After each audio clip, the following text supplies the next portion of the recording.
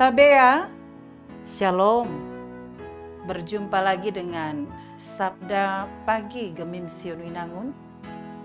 Sebelum kita mulaikan aktivitas kita hari ini, mari kita awali dengan firman-Nya, membaca dan mendengar firman Tuhan. Sebelumnya mari berdoa. Terima kasih untuk hari ini.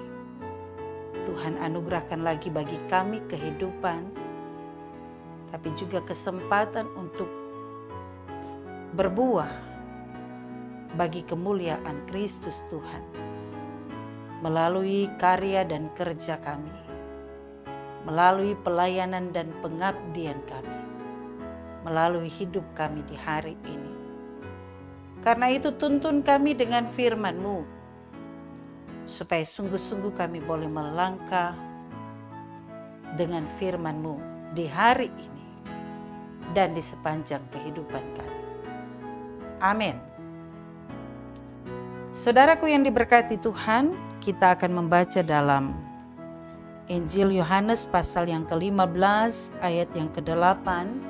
Firman Tuhan berkata demikian, "Dalam hal inilah Bapa-Ku dipermuliakan, yaitu jika kamu berbuah banyak, dan dengan demikian kamu adalah murid-murid-Ku."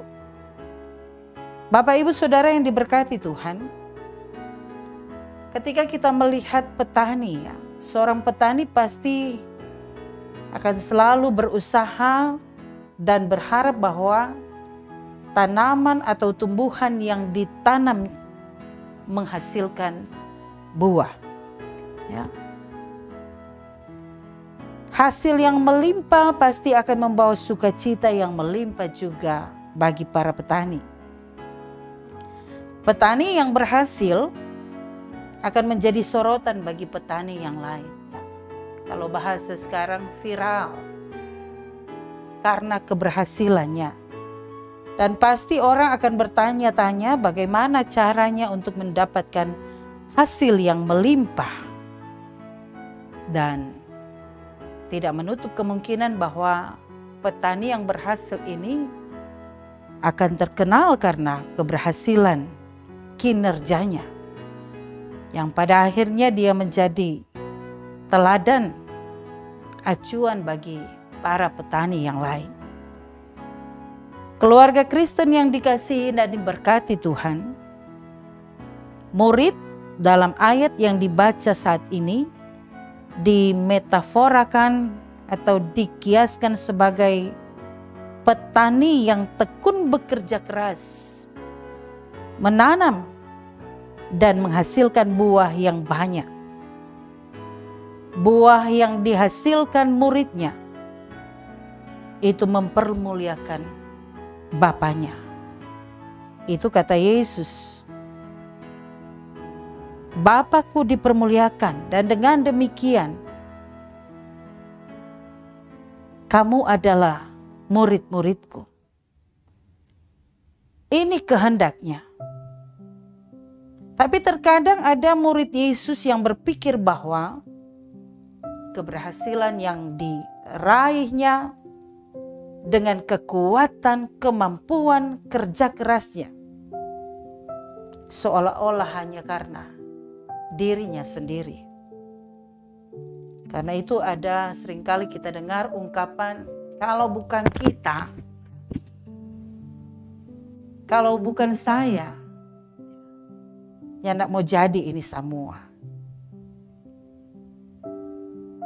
Pola pandang seperti ini ternyata masih mempengaruhi pola pikir umat tentang suatu keberhasilan. Sehingga bukan Tuhan Allah yang dipermuliakan, tapi diri sendiri.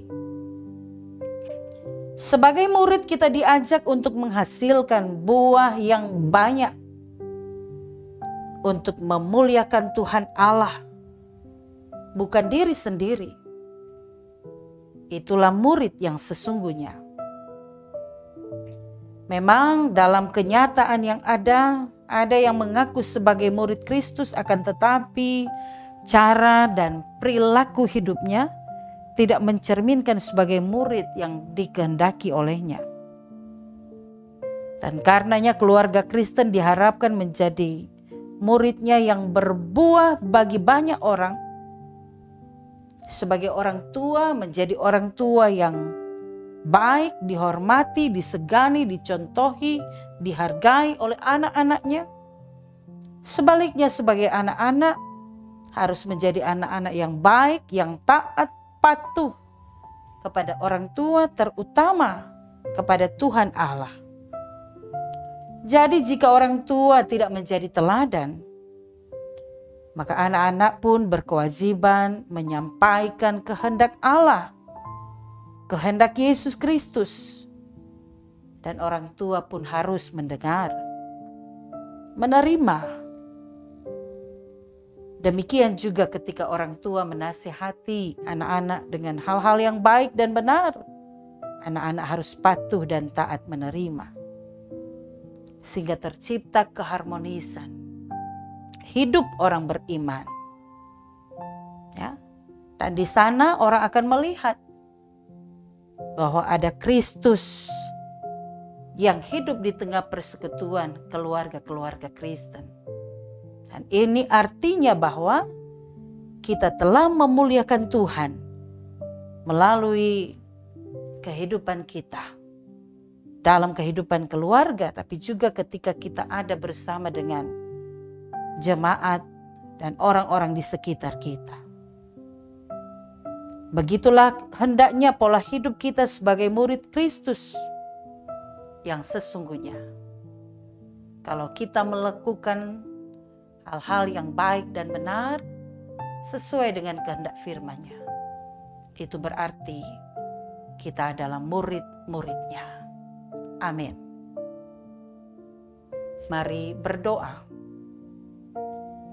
Ya Bapa Sorgawi, bentuklah kami menjadi murid Yesus Kristus yang Engkau harapkan, supaya kami berbuah banyak,